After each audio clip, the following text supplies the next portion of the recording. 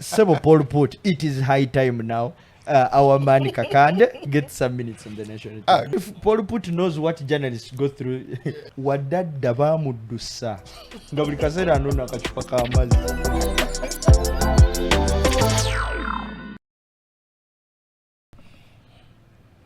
Edwin, will you start? Yes. Did you pay to access Nambole?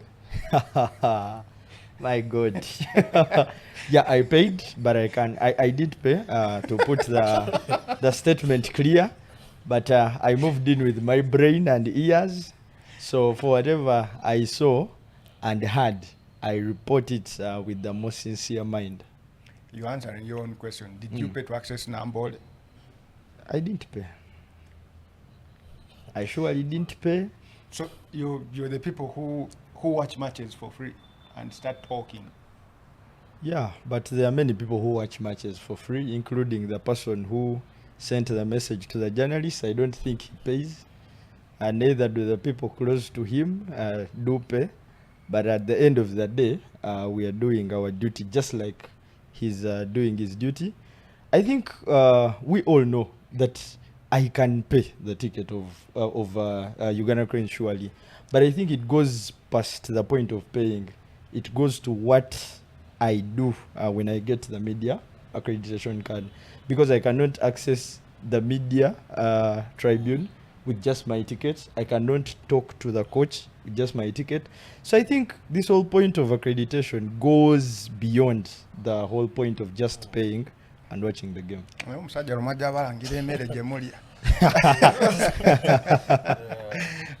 In case you're just wondering, so after the Uganda Cranes match, the FUFA president was a bit vocal about a story that we ran here at Kawowo Sports concerning the ticketing of matches around our neighbors, Rwanda, Kenya, Tanzania, and other African countries. And they thought we jeopardized the attendance of the match. Obviously, the match was not well attended.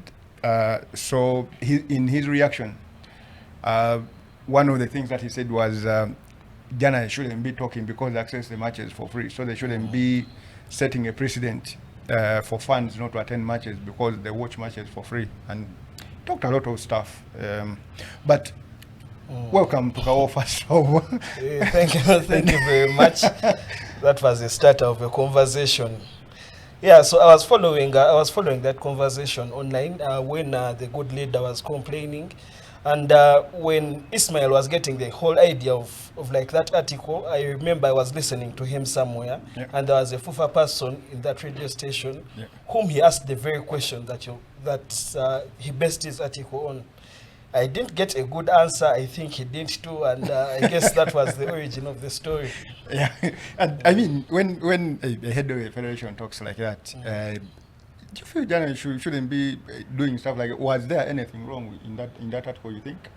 No, there's nothing wrong in that article because he provides context, especially in our region, of how much other people are paying and how much we are paying, and I think that reflected in the attendance in the stadium. And Edwin, that they say it's some of the stuff that we caused.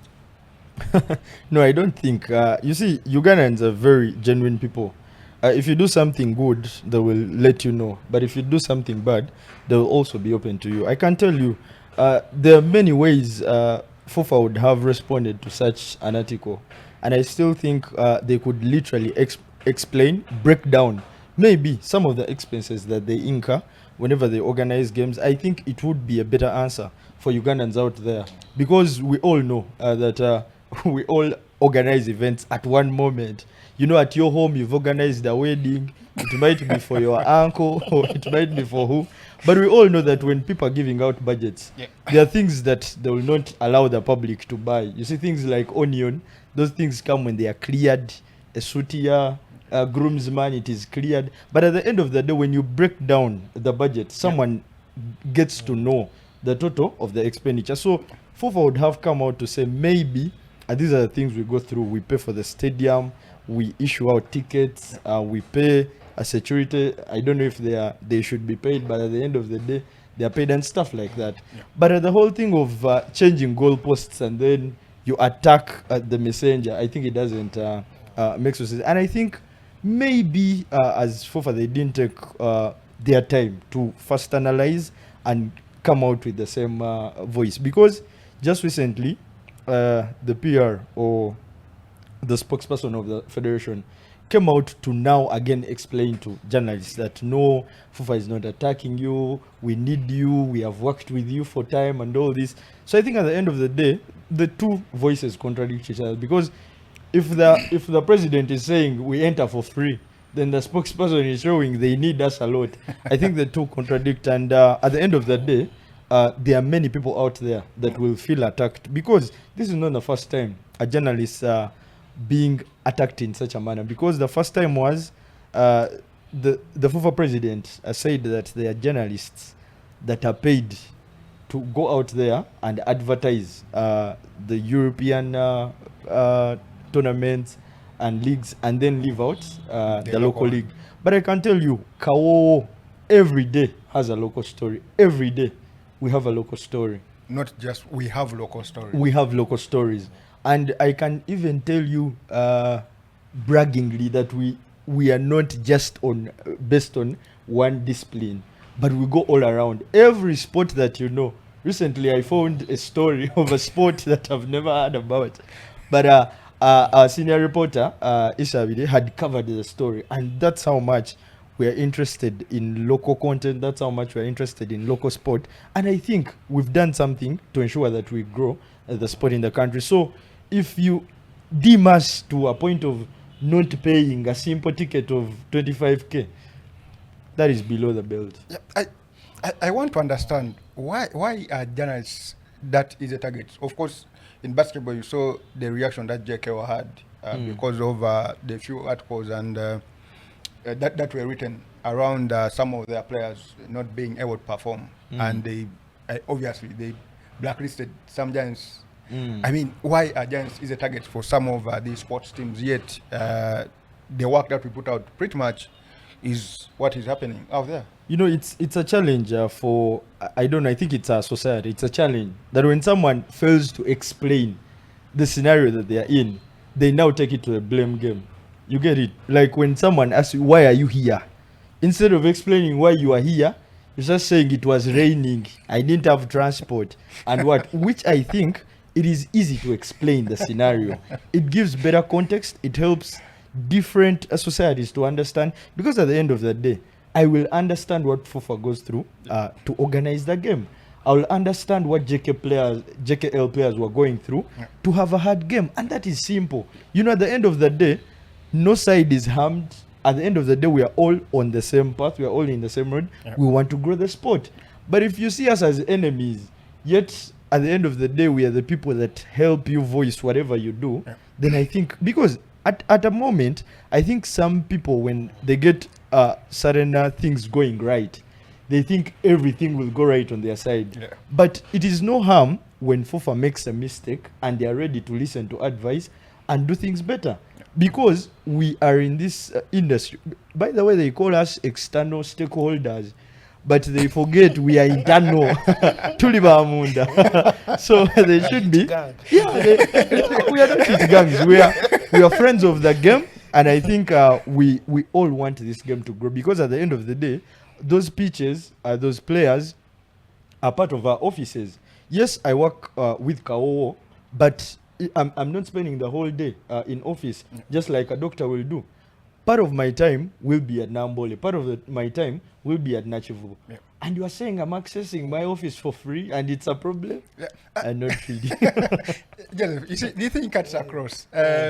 We were at a press conference at Chadondo, and the rugby president, Godwin Kayangwe, he was asked a question about if players had received their remunerations. And what he said was, you guys, players talk to you when they have not received, but they don't talk to you when they have received. And he was technically going at the journalists for asking a question that, I mean, what is not right with our guys? I think, first of all, people hate answering questions. When you ask them a question, they feel like you're attacking them. So any sort of question that doesn't fit the sort of narrative or the sort of story that they want to sell, then that feels like an attack on them. So yeah, these leaders should be held accountable, of course.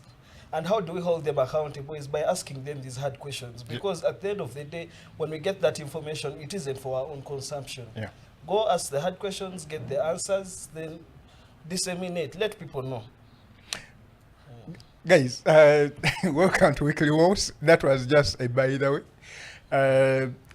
This is a different edition with a different host. My name is Franklin Kawowo, and I'm joined by usual suspect, Edwin Karukule, and there is a new face, Joseph Muhomza Maani, Yes. commonly known as Maani. Is it? What is the right pronunciation of that So name? the name is actually pronounced as Maani, as in energy. Yeah, so I'm Joseph Muhomza Maani, currently doing something with Kawowo in the rugby space, and I'm happy to be on this conversation today. Welcome. I will start with you. What is your starter? What stood out for you this past week? This past week, of course, the Uganda Cranes win, which was again overshadowed by other events. Yeah, that was my biggest story of last week, the Uganda Cranes win. Then, of course, in the world of rugby, I was really looking forward to Mongas doing something to Warriors in Entebbe, and that wasn't to be. So Mongas puts themselves in a very tight position. So those were my two big stories of the week. One of the guys who we all know, Sama, said that Warriors, when they're fighting relegation, they're like all blacks. Prime all blacks. So what did you make of that? Warriors in this part of the season, Warriors is very unplayable. Unfortunately, they usually have a very slow season, but when it gets to these relegation battles, they know how to win a game. For example, last year they shocked Rams twice, at home, at Legends, and also at Makere by beating them twice, and that was very unexpected. So when you get Warriors in that relegation battle, it's actually like a wounded lion. They will beat you any day. In fact, give Warriors Legends, give Warriors Heathens in the relegation battle and see who will come out on top. but Heathens could have been in a relegation battle. Not this season, Heathens at least. Edwin, your week. Yeah, my week? Your starter. Yeah, my starter can't get better than the action that happened yesterday at the Lugogo Indoor Arena. While our brothers and sisters of the Muslim fraternity were enjoying Eid, for us it was celebrating women in basketball, and that is something that was done in a very colorful event. Of course, it was not only basketball as in action, but we had lots of entertainment, I can tell you. And shouts out to that lady that won the dance competition. You surely blew up the audience, because while the crowd was very cold, very calm, it was only Mugabe who was moving around. And then here we got the lady. My God, I forgot your name, but surely it was a very... On the day when King Saha and Vinka performed, of all things that happened at Lugogo. But I thought it is my week. So let me make my week clear. But anyway, I'm not guarded for lack of security. I'll end it at that. But surely the organization was top notch. Of course, Team Ageno managing to defend the title. They won that game 54-48 in a game whereby while Sarah Ageno was named MVP, I still think Margaret Bagala had a great game. More so knowing that she scored those clutch 3 points, winning possession from the Gazelles point guard, Shakira Navubia. Are you a paid journalist? I'm a paid journalist. You're already going against what the people voted for. Yeah, but I think I can also use my eyes and say maybe this lady had a great game, and that's why I'm saying, however much Sarah was named MVP, yes, kudos, because she was the team captain, coming up with a good game. I love the way she was rallying the girls every time she got to the bench. She would always ensure that she gives the ladies water, she taps on their backs, and that is something that gives you courage. But I also loved the way they entered. Wow, they came on with shades. There was a bit of swag, and that is what makes All-Star quite an ambience. Apart from the action that we see, but the ambience that is created, surely we need an all-star game for the boys, because if the ladies are doing this and it's pulling crowds, it's giving us a different feel of basketball, then I'm sure when it gets on the side of the boys, I'm imagining a team whereby it's Team Enambu versus Team Drileba. That would be real action, whereby both teams have to come up with something that is different for the audience. But kudos to FUBA women, the commissioner, and everyone that was part of that. Surely we had a great time yesterday at Lugogo. Your first time walking on the red carpet this year? No, I have walked on red carpet. Surely it can't be the first time, but I got a chance to walk on the red carpet with the cause being basketball. And for the game that I love and follow closely, that was quite a great game.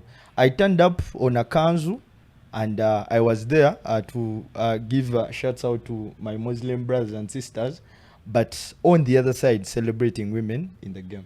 Okay. That is it. So we shall start with football, but before that, I'll give you my starter, I think, as well. Yeah.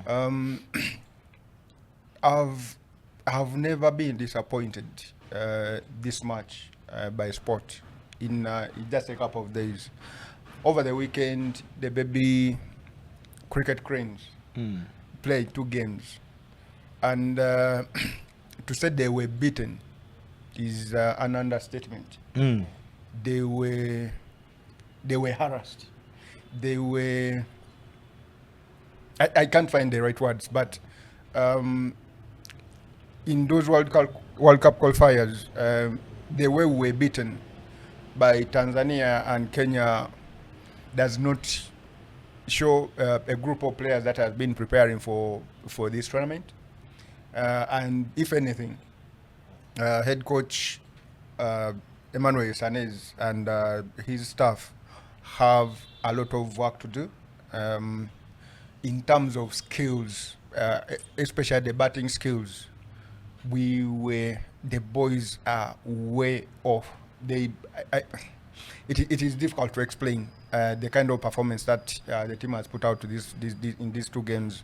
And look, you're losing to your neighbors, Tanzania and Kenya, teams that you would think by now Uganda should be steps ahead. So if anything, the Cricket Association has a lot of work to do in terms of rejuvenating the core source of the players, in making sure they have the skills. The school's cricket week has to be taken more seriously. What the first 2 games have shown is that as players, Uganda is not skilled at all, and that is a problem when the people who you think should be the ones that are joining the cricket cranes in the near future look this bad. It's a problem, and the cricket association has to take a lot of lessons and have to do some serious soul searching in order to improve the skills of our players at a young age to be able to compete again, because we are even under threat of getting relegated to the Division 1 of Africa, and that is not something that is heard of, so my biggest this week has been the underperformance, the underwhelming performance of the baby cricket cranes. I mean, that is just disappointing for a sports fan. But anyway, guys. Yeah, but Frank, on the same thing, I think as a country we need to get solutions for these junior teams, because while most of the world was sleeping, we were on TV watching the Uganda Cubs, that is Uganda under 17, being humiliated by Morocco. And I think while the country has been so much relying on talents that are brought up by schools, I think as a country we need to get beyond and widen our scope on it, whereby we pick talent. I think now it has to be something that is well planned. Maybe have soccer schools, maybe have what that helps these young talents to have some of the basics. I saw yesterday our goalkeeper. He's a goalkeeper with the KCC Soccer Academy, but he was being disciplined to very, very simple mistakes. And while you saw these boys that play at an academy in Masaka, They're also attached to Chimanya, El Cambio. El Cambio. Yeah. You saw them do a few things with comfort. You felt those boys were prepared to play on this big stage because you saw the defender in Torach, but also the captain in Bulgaria. Those two boys are attached to El Cambio, but they were very comfortable with the ball. They were trying to do things with freedom.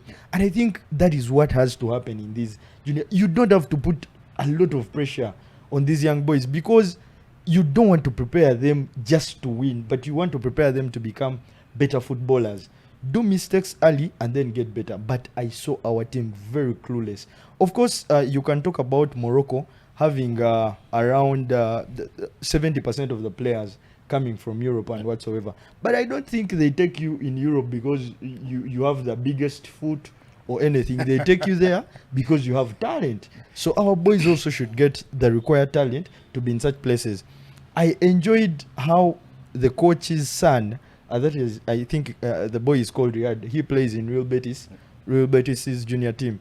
He scored a brace, but the boy was very hungry to get on the ball. And each time he got close to the dad would always push the boy to play. And there are things we want to see.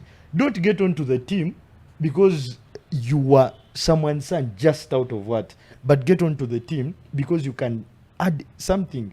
You can have the impact. And at the end of the day, we shall see our teams blossom and grow. But to start the tournament with a 5-0, that is going to be something that the coaches are going to, they have to do a lot to get into those boys' heads and tell them that there's still a chance. Because remember, if we win the remaining 2 games, we get a ticket to the World Cup. Yeah. Because they are taking, I think, 10 teams. So if we win and get out of the group, then we are part of the teams that go into the World Cup. But if we miss the World Cup just because of 3 games, I think it's going to be tough on these boys. But Uganda have to look for a better way on how we are going to groom talents. More so knowing that we've had a team that has played the Under-20 AFCON final. Yeah. Surely with great talent, we need to do better.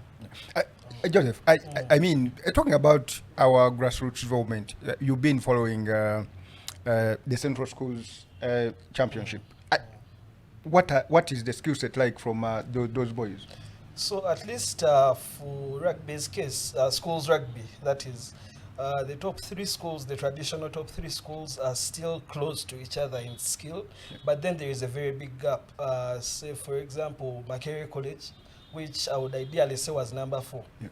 In those semi-finals, they lost by a very huge margin to Namilyango. Yeah. But Namilyango, Smack, Budo, they are at par. Then yesterday, there were some games, Air Force beat Air Force from Entebbe. Yeah, they beat Green Hill Academy. And it's good to see that at least there are now 2 tiers and every school gets to play. It's no longer the traditional schools.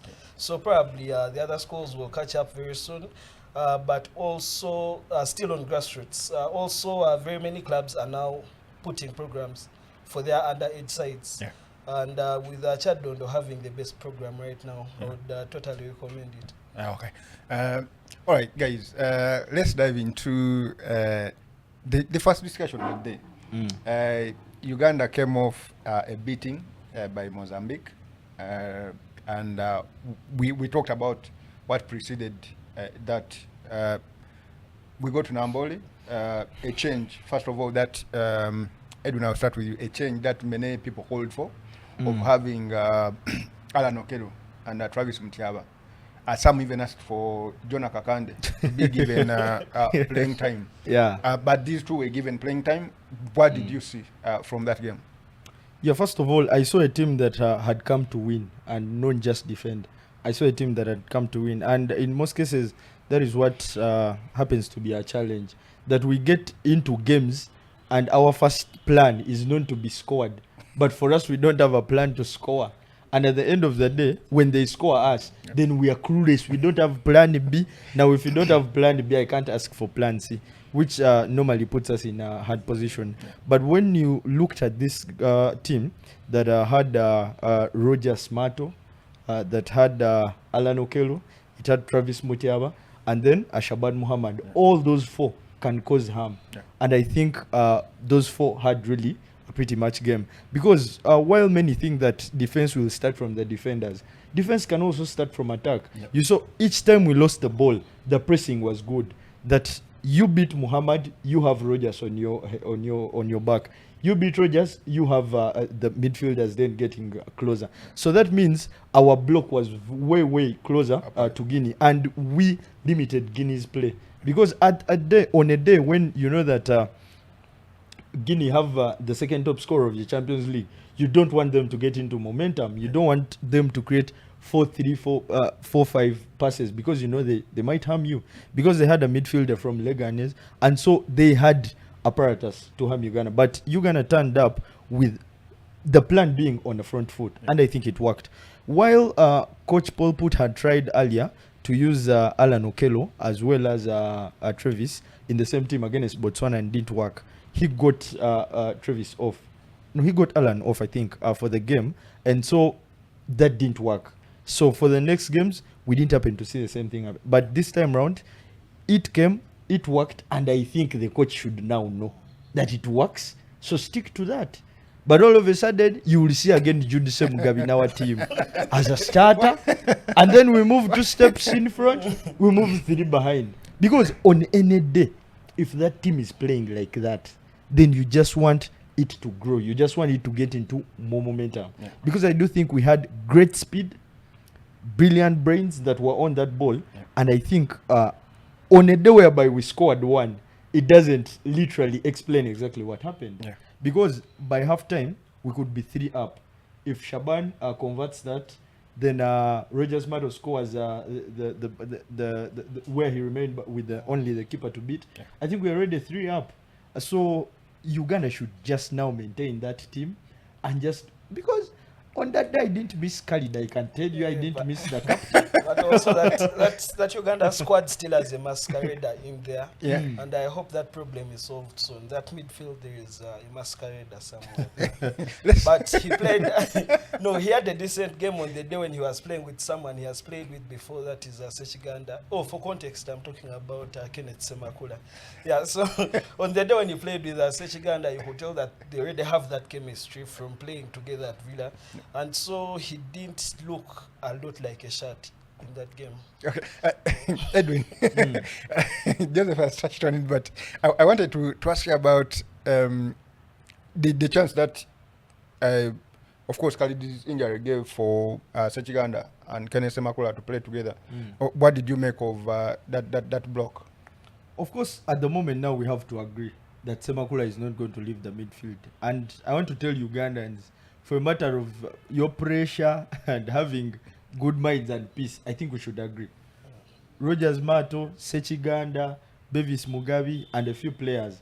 We now, Aziz Kayendo, there are some players that have now become mainstays in this team. So now I think we need to see how do we get combinations out of these players. And I think on the day when they played against Guinea, they had quite good partnership.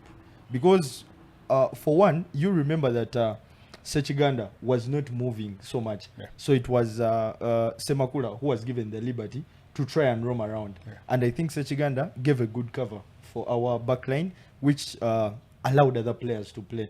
I think when Semakula grows into this role, he can become a better player. One of the things that I like about Semakula is having the self-esteem. You know, most of our players fear going into the deep end. Yeah. And we've seen players who fake injuries when games become tough.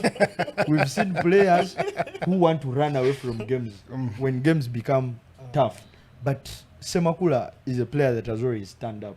And I think for what the coach has always told us, that he's looking for players that have a character to play for the national team. Then he ticks a few boxes before we get on to the side of Joseph, whereby he wants him to become a better player. I think that can come with the process. Because while sometimes we think Uganda, we are too good, sometimes I think we place ourselves above where we have to be. We are not that too good. But again, that doesn't make us too bad. We have boys that can be groomed into better players. But so far, we don't have exceptional players. And that we have to agree. So if we have players that can be groomed, then we need to have a component that works together for quite a time. So that now the chemistry starts to pan up and we get at least something that we call a team. Because for quite some time, we've not had a team. We've had 11 people that get onto the pitch and then try to pull up something. So if we now get a team like that went face to face with Guinea, then you want these boys to at least remain at least 8 to remain together, have a combination. Then I do believe we can get better because we have a coach that has experience on this continent. So if we trust him and then also trust our players, it gives them morale, and I think they can become better after time. I mean, the back line seems to be sorted, at least the central defense, if you want to go by that game. Yeah. Elioka Prodosi and Bevis Mugabe. Yeah. I think they made a very good account of themselves in that game. Surely, apart from the game that Elio Caprodosi played as his debut, I think it was against Botswana. Yes. I think this is his other second best game, and on the day the partner was as well.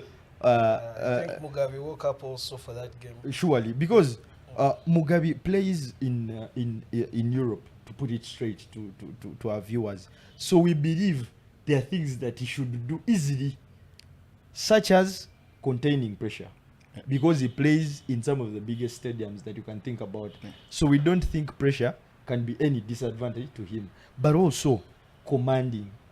When you look at the goals that we considered against Mozambique, most of those goals were to us.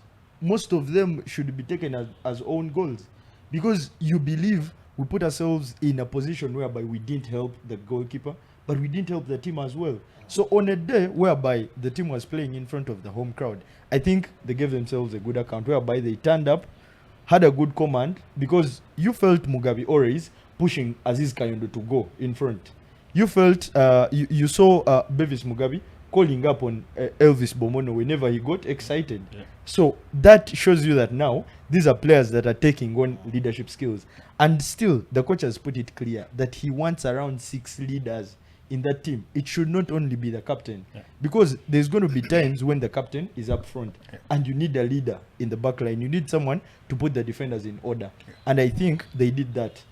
They held their lines well, just allowing the goalkeeper to go away with 3-4 saves, which is quite decent for a goalkeeper.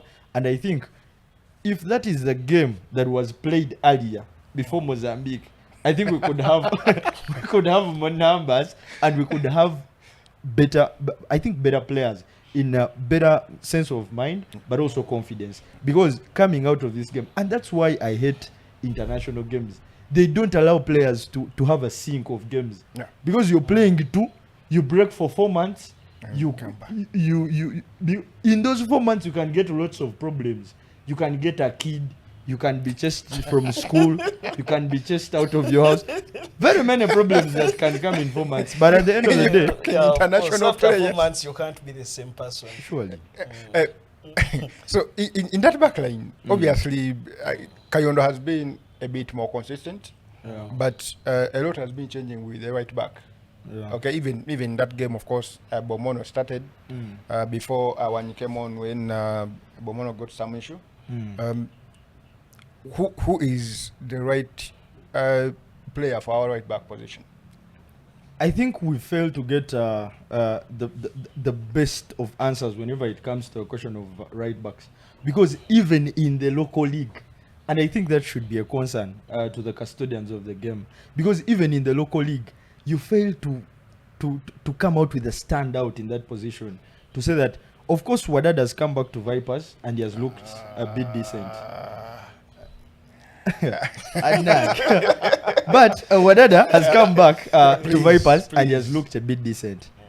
When you look at the right back that we thought would take up the position, that is Begisa of URA, I think injuries have been a challenge to him.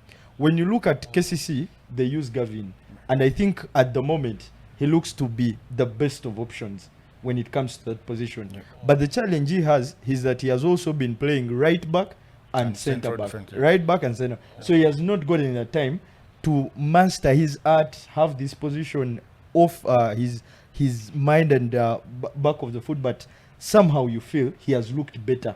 So we have a one-eyed man among the blind that we can say has looked decent. But at the end of the day, the football custodians, should have a say. But when we go back to the national team, I think the substitute in Awani had a better game for me than Bomono, because he showed us his class when it comes to attacks.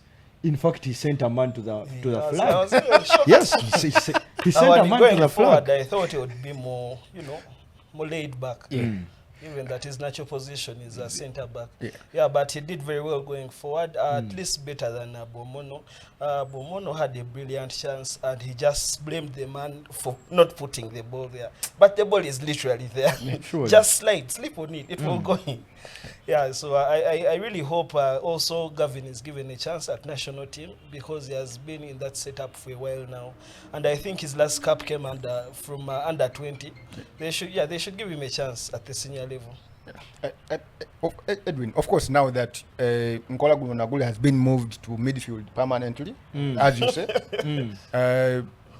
I mean, when should Gavin be given it? I mean, we have another 4 months until October, I think, when we play Somalia. Yeah. You think Gavin should be given that right back role?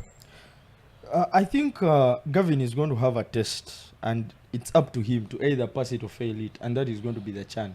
If at all, anyway, CHAN happens, because we expect CHAN in August. Yes, it will happen. So Gavin has an assignment. He has a blank paper to fill in, and I think if he goes out in that tournament and he gives the best account of himself, then he has a vying say to the position. Because remember, as you're talking about Gavin, we have someone that plays the same position for Wigan in the championship, who is also in the pecking order, and that is Cibic. So I still think there is still a big fight and a debate for who takes the first role. So every player should be ready that at any moment when the chance is placed on table, then you can surely give us the best. Joseph, there is a decision for the coach after the errors in that Mozambique game. Coach put changes, of course, the goalkeeper. Was that easy as they come a decision? You see, as the coach is in position to make some of these tough decisions, so you can't be a coach and try and pamper at national team level. That's not the place to learn. If at all you're making all these rookie mistakes at national team level, you have to go and let the better man go in goal, and he proved why he was the better man. What did you make of Alionzi? Yeah, Alionzi had a decent game, and for some of us that have watched Alionzi since Chibuli, you feel he has had steps and progress going forward. And I think for him, now getting a chance to play for the national team, it now gives him more confidence. But I still think Watenga is still our first choice, because the coach made it clear that for that decision, it was just about attitude. When he looked at his players going through these training sessions ahead of the game, he felt Alionzi had better attitude for himself as a player, but he was also in a better place to start the game. And so it was easy for him to make that decision. But also he says the goalkeepers as well understood, because he says as a coach, he always explains his players why he makes some decisions. So I think Alionzi took up his chance, and that's what I'm saying. For every player that is on a national team, expect your chance to come. So when it comes, grab it with both hands. And you see, Alionzi, I remember I first saw him very well during CHAN, and he was known for his shot-stopping abilities. But then when you also compare him to Watenga and playing with his feet, he's, I think, better than Watenga. He's more comfortable with his feet. He's more comfortable, yes. At least his clearances pinpoint, at least they're going to a man or to a certain area. When you compare to the game that Watenga had, that horrific first half, he couldn't even play with his feet. So I think that was an easy one for the coach. Okay. Edwin, we shall stay with football a little bit. Obviously, we put Uganda Cranes aside. We are not going to talk the administrative issues that followed. We had a bit of that. The UPL returned. And to start, the race is between two teams, with all due respect. And NEC have made it a race, a real race. They blow away Mkwano Gwabanji. And then a few days later, actually in that match, in the post-match, Mbalangu says something might happen on Saturday. He said they are going to flop.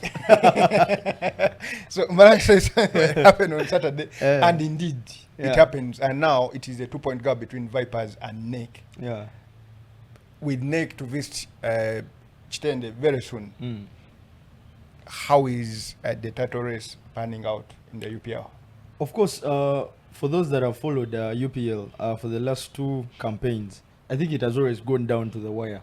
And for us that follow football, that is what we want. We don't want someone to take away the trophy easily, for it to come on a silver plate. You have to fight for it. Till the last day, there should be some pressure. And I'm happy that this time round, while the chasing pack has always had Bull, KCC, and then the likes of Express coming in and out, I think this time round, NEC has said no. Mubindekede msajja nja mugoba. And I think they're doing quite a good job. Yes, you might say they played against a team that doesn't get transport. They are not paid in Express. But we understand on any day, Express can come and shock you with a result. Yeah. And they had a very decent game. But frankly, I think the better game was at Wankurukuku. Yeah. While the crowd was not all that impressive, but the football that was on the green was very impressive. And for the first 45 minutes, that is a video that you want to take to a sponsor and say this is the football that is played in Uganda. Yeah. Because I think Kakande put all his problems in the shoe and he decided to show Vipers that I'm a player class apart. MVP. My God, the boy had a game. The boy was going through that Vipers midfield like it had nobodies. But I can tell you that Vipers midfield had two blockers in Marvin Youngman and then Patrick Mbowa. Players that have been on the national team, players that have played against some of the better players, but they failed to handle. And these are games whereby I want now Vida fans to go back and appreciate Molebe Kwaso. Because while the blame is as loud as it comes, then the appreciation should be as loud as it comes. Those Villa players didn't allow Alan Okello to get onto the ball, not at any one moment, unless he's in his half, because they knew he was going to be the player that could hurt them here and there. But on the other hand, Vipers completely failed to handle Kakande, and that was the defining moment. Because even in the dying minutes, whereby you felt now the team was running down time, Kakande would go through bodies, get the time even to pose with the ball, look at them, see the man come, beat one, get onto the other until the man is fouled. Every time they got the ball off Kakande, he would be fouled. So that's how much the player came up in one of the moods that whereby you feel if Paul Put is in the stands and he looks at such a performance. Of course, I'm not among the people who will say Kakande should be in the starting lineup, but you feel a player who puts up such a show, at least give him 20 minutes of the game. More so knowing that we are now getting into the dying minutes, give him at least 10 minutes of the game. Let him do his magic with that ball. Because for some of these players, I don't think the coach was telling him to do his things. But for players that have that talent, you feel at some moment, you just watch them do whatever they want to do, as long as they don't hurt the team. And I think for that loss to Vipers, it now brings back the other title race. Because like I said, for the last two campaigns, the race has always gone down to the wire, to the last day, whereby cameras are at every stadium waiting who takes it. And for now, this game, knowing that Vipers is about to play NEC at home, and remember, this was their second loss in the campaign, because their first loss came on the opening day against NEC, before their coach was sacked, of course. So this is the first loss under Ayala as well as Muhumuza. So going into that Thursday's game, whereby they're going to play Lugazi. Remember, Lugazi held them in a goalless draw after that loss, continuing that bad start for Vipers. They will return into they will return in a mood whereby they want to return back to winning ways. And on the other hand, Bull will be playing Villa. So that is another matchup, and that is a game that will be happening down in Jinja. That is a game on Friday. So surely the UPL cannot get any better. It's just getting interesting. Surely. It looks like Kakande has very many supporters. And are you one of those who believe he's the one who should have got those last 10 minutes against Guinea? Surely, up to now, though the coach refused to answer Tuka's question, asking him to be the coach so that Paul Put becomes the journalist. I don't know if Paul Put knows what journalists go through because at the moment he would be the one being asked that he entered the stadium for free. But surely, I do think that Kakande deserved minutes in that game against Guinea. More so knowing that you were taking off Travis, a player that can beat Botis, then the best to replace that such a player would be Kakande. And then if you're taking off Muhammad Shaban, that's when you can bring in Jude, because at the moment we just needed someone that would help us with the press, but also someone that can at least hold the ball. So I do think it's high time Kakande gets minutes on the national team. And I hope the producer can cut out this, send it to Paul Put. Sebo Paul Put, it is high time now. Our man Kakande gets some minutes on the national team. Good. I mean, Chan is coming around very soon. Yeah. We'll be there to see. But we want to move on to rugby. The regular season came to an end this past weekend with a game that many thought would be an interesting watch, being so lopsided. The game I'm talking about is the game between Pirates and Rhinos. I mean, men around rugby thought it was going to be a real close game, and it was until it wasn't. Take us through that game before we head to Ginger, where Cobs did what they do almost every other game weekend when they're playing a team that is near the same strength. Yeah, so while my Vipers were somewhere suffering, I was watching Rhinos and Pirates. I thought that game would be closer, by the way, just like everyone. I thought it would be close, and by the end of the first half, it was 10-7 in favor of Pirates. Then all hell broke loose in the second half. Of course, William Corey has been incredible the whole season, but this game he stepped up. And just when you thought that Rhinos were suffering, on they brought Ivan Magomu, who provided 3 assists in a matter of minutes. And by that point, the game was gone. Rhinos only managed to put 3 extra points in that second half. But when you looked at their benches, you would realize that the depth that Pirates has is it should be illegal. It should because just the players that were on bench and the players that didn't make the squad because they're engaged in a national team. When you look at that depth, you think that Pirates is probably going to win all the way. But however, last season, speaking of which, last season when Pirates played Rhinos in that playoff, that quarterfinal play, the first leg actually ended 10-7 in favor of Pirates. Then Rhinos went to Kings Park and put 21 past Pirates without Pirates answering, and somehow they still managed to bottle that. So probably going into these now playoffs, Pirates seems very comfortable, like they're going to win it.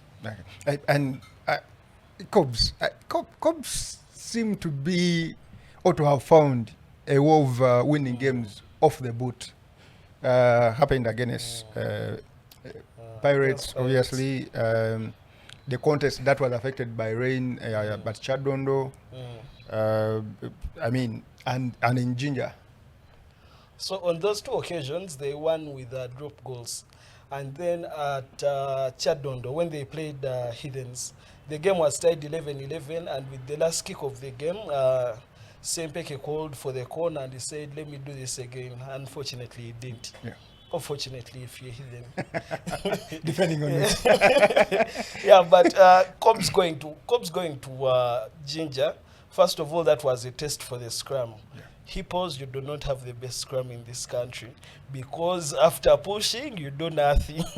So it is very important to have, when you have your set piece right. Are you going against Rujumba? Rujumba has assured us for the past 2 seasons, the best scrum is in Ginger. Of course, Rujumba will always assure us, but the thing is, after winning your scrum, what next? They cannot set up like already the scrum or the line out, they've already got a good attacking platform Yes. from that, but they don't use it to like actually go on and score points and win. Yeah. So it's quite useless if at all you're not going to do anything after that. Yeah. What does the coach have to do about converting those strong scrums into points on the board? Yes, so ideally his backline needs to come to the party right now, and they haven't arrived yet. It is the forwards that are doing all the work. Then when the ball goes to, of course, from the 9, Aziz, Yeah. Bagalan, and then the ball goes to Yasin Waswa, who Yasin is Waswa. usually playing 10 or 15. 15, yes. And when he's at 15, the other Bagalan brother, Eman comes Eman, in. plays at 10. So that's where things just seem to go wrong. After the 9, there is nothing happening in there in order to score those points. So they need to work on their backline, and if that backline clicks, my lord, we shall be in a lot of trouble. Look, it is the business end of the season. How long will it take? So you see, let me take you back a little bit. So for example, like Pirates, when they won that close game, then they went on to the next game and also won a close game. Heathens, the other end, was beating people 50 and 40 in quarterfinals and semifinals. Yeah. So if at all if at all Ginger is to take the Pirates route and squeeze out wins until that final, you can only scam a win for so long.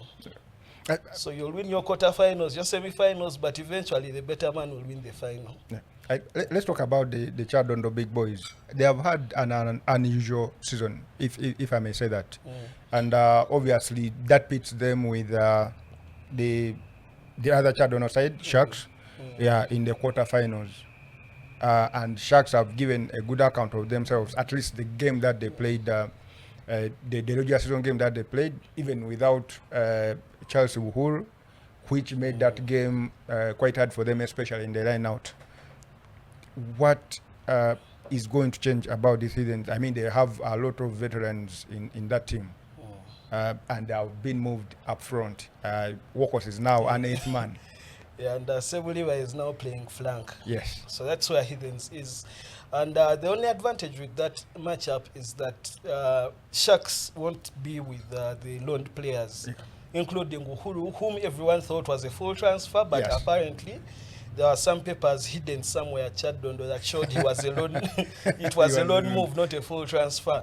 Yeah, then also Sharks will, of course, not play with other players like Paul Epilo, Morgan Odoch, Stephen Kalima and the like, because they're on loan. So that means that Heathens actually stands a chance in that quarterfinal.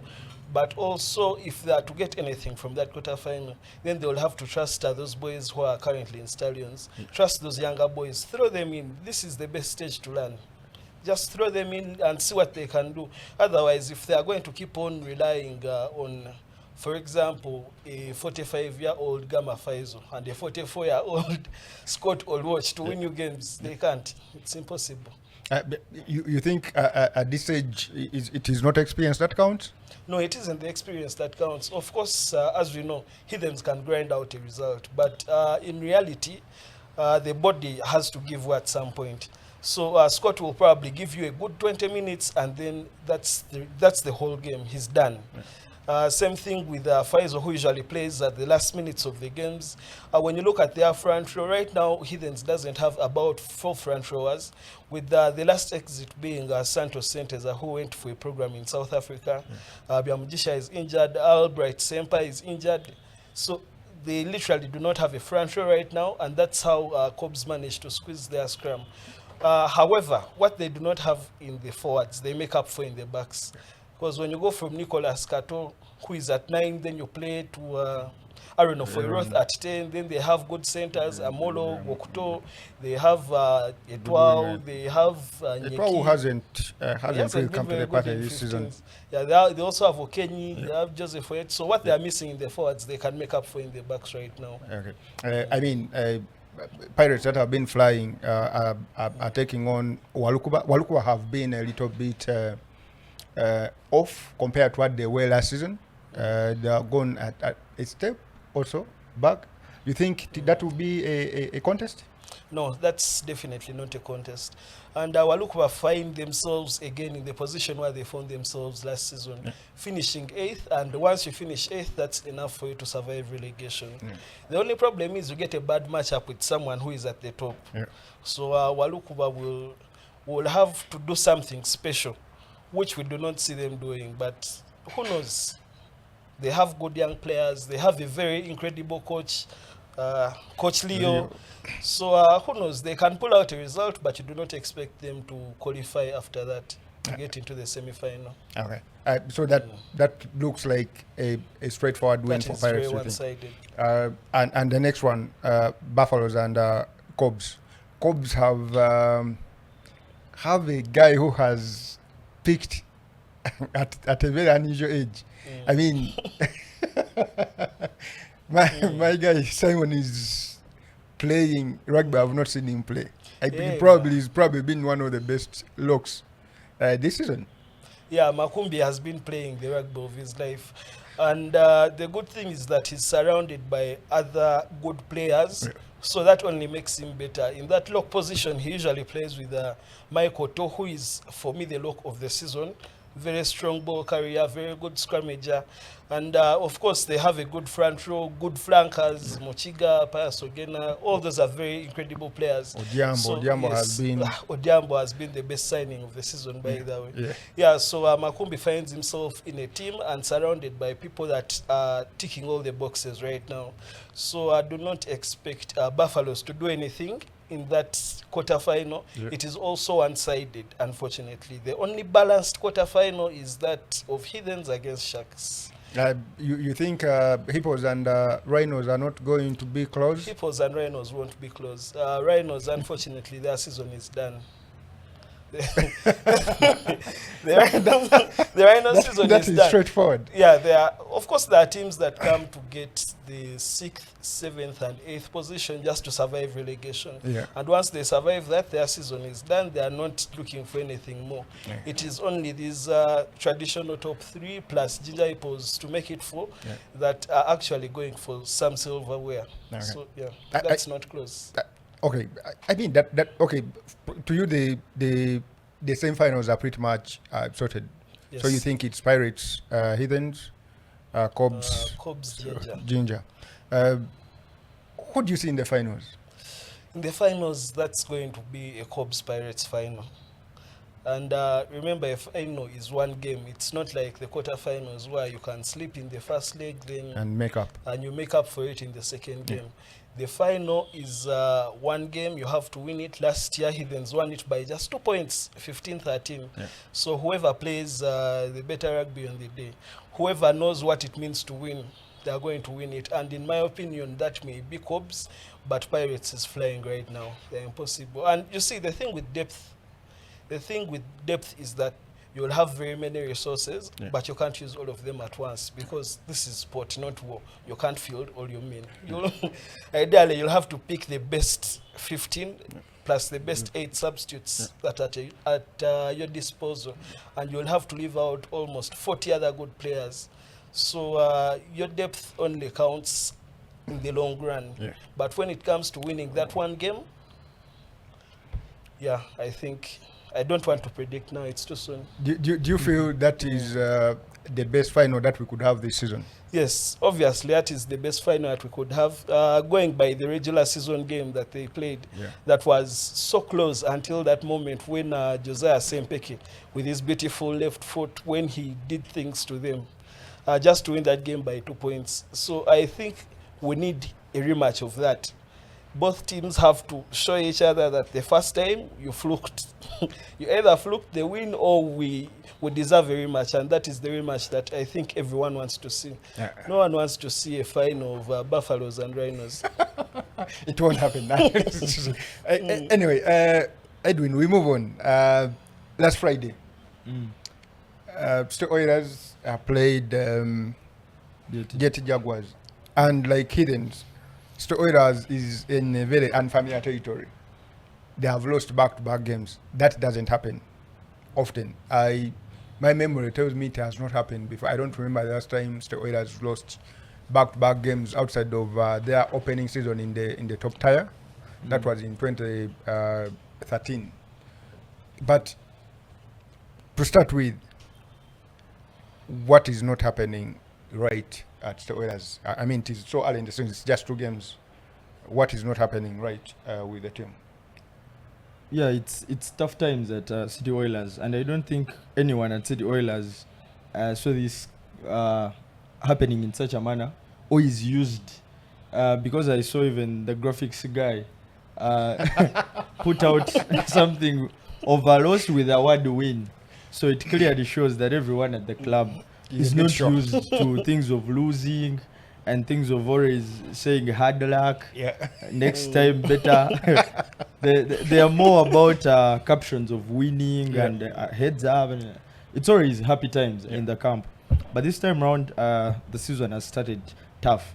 And for me, while many are celebrating, but for me, it takes me to a point that everyone in the backroom or management might be now thinking that, okay, we need to do something early. And that might hurt the teams that think are good. Because we all know that when we get into the business time, things can change. You know, you have a window to make your team better. In mid-season, yes. Yes, in mid-season. But currently, of course, US, what is happening, they miss 3 of their players that I think would be playing at the moment. In there is Titus, Alwal, and then Faid Bali.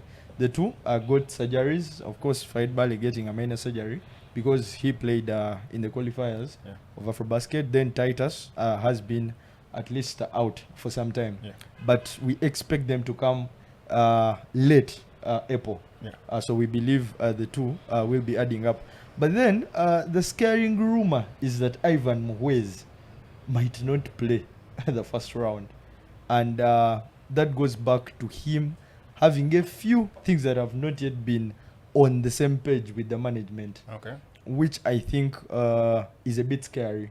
Knowing that they lost the big 3, it will now hurt more for them to lose their captain again in Ivan Muhwezi. But when you talk to the players or to the people close to the player, they continue to stress it that he still wants to play for the club, but for terms that are comfortable to him. So it's in the hands of the management to get through for what may be his demands, because I do think while the new signings have struggled, I think also the guards that were at the team are not giving the best. When you look at Alawi, for his body language, you still think he's a player that was not so ready to be someone that we look at as someone that is going to do a few things for the team. Whenever he makes mistakes, you feel like he's more like a person who wants to slap himself. He has not yet got into the mood of saying, if a mistake happens, I let that go, and I keep going. He keeps beating himself upon the mistakes. And when that happens, he keeps making more mistakes, which I think a bit has hurt the team because he's a man that has been put there to go out and play. And I want to inform him that he's still going to be there. He's not going to have any chance of hiding, because while Fayed Bale is not around, he's going to play. While the other players are not around, because I do think when Titus and Fayed Bale come, a few players can be twisted in different positions and the team will look a bit better. But still with Fayed Bale and Titus, you still need these guys to do more work. And I think that is going to be a game changer for them. But when you look exactly at what happened on Friday, first of all, I don't think City Oilers were ready for the high press from minute go. I, for one, as well, I didn't think Jetty sort of defense. Yes, I thought they will first see what City Oil is going to do and then go into the game. But I think they came with their plan and they didn't mind what City Oilers are going to do. Let's press them at the moment. And we've always discussed this, that for the press, when the other team is good, the team that is pressing will suffer. So if the press works, it is evident that the other team lacks something. And it goes back to what I was saying, that the guards have to do better.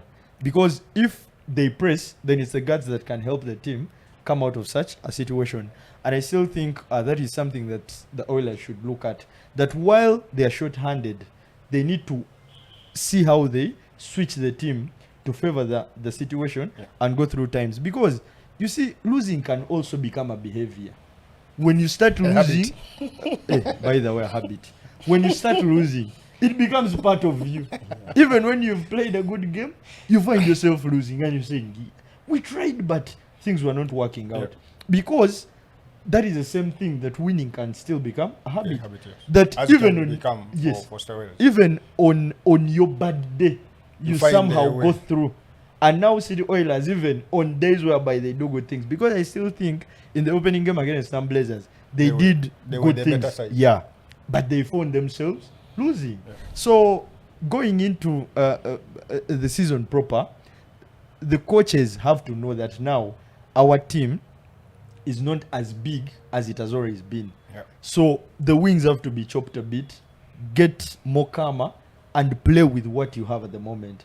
Because I think it's going to be a long season for them. But I'm still scared, frankly. This team is playing poor.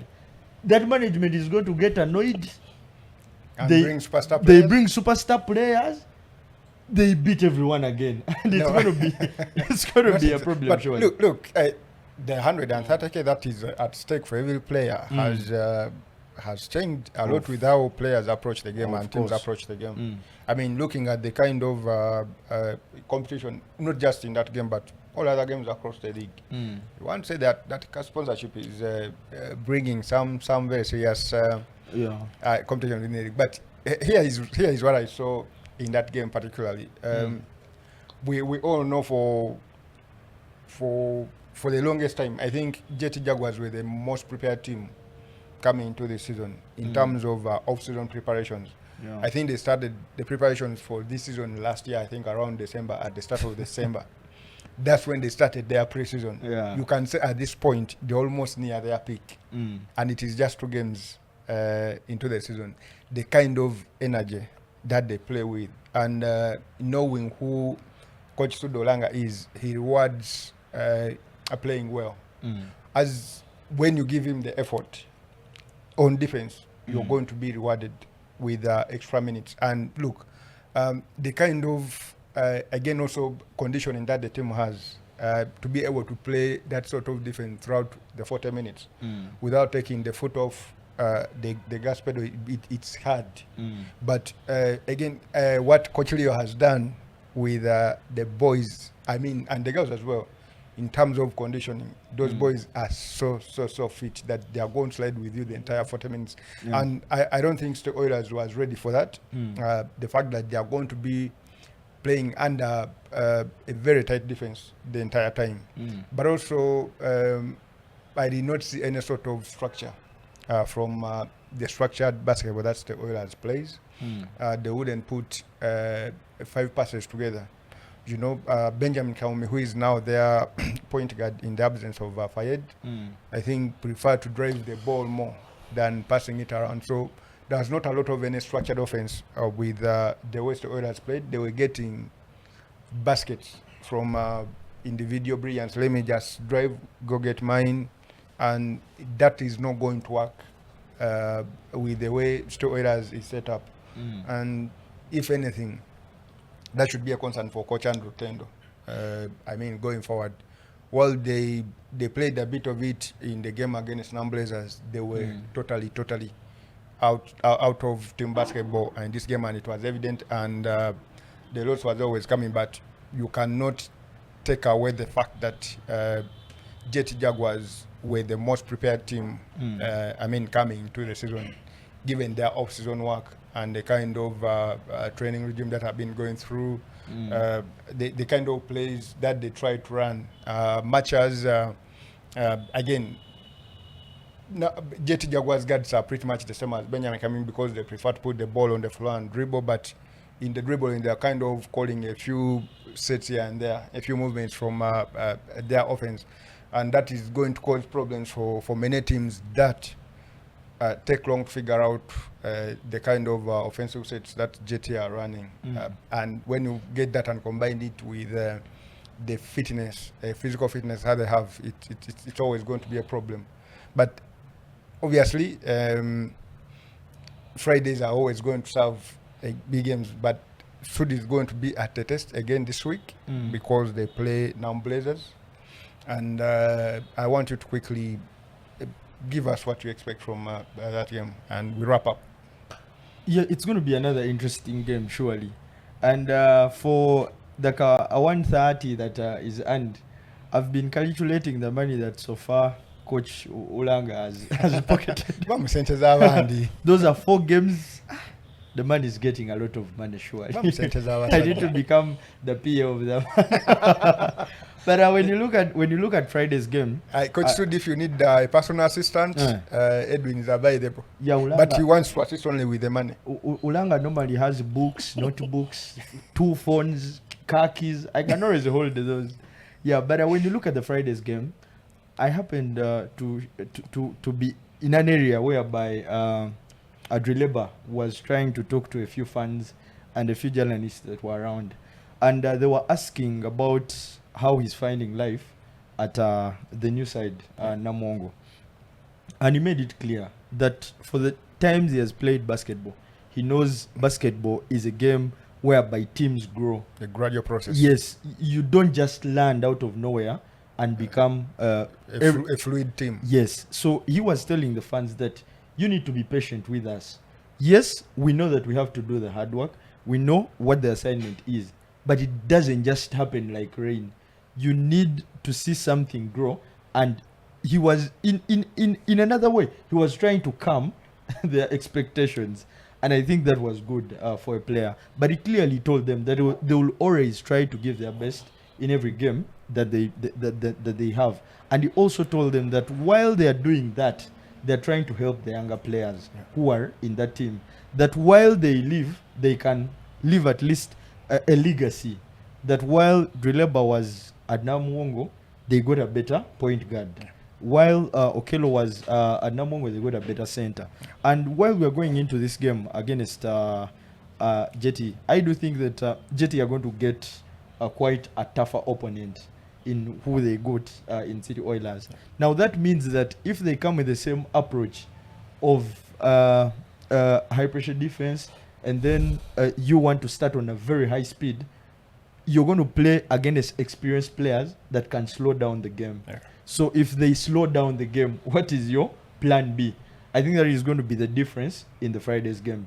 Because while those that watch the game on Wednesday, I mean the game of Namongo, they start to say that the team is trying to do a few structures. So that means they're now getting into a bit of sync. That means that if they beat your defense, they can easily punish you. And those are games that you see getting a wider gap. Because each time they break, go this side, they hit you.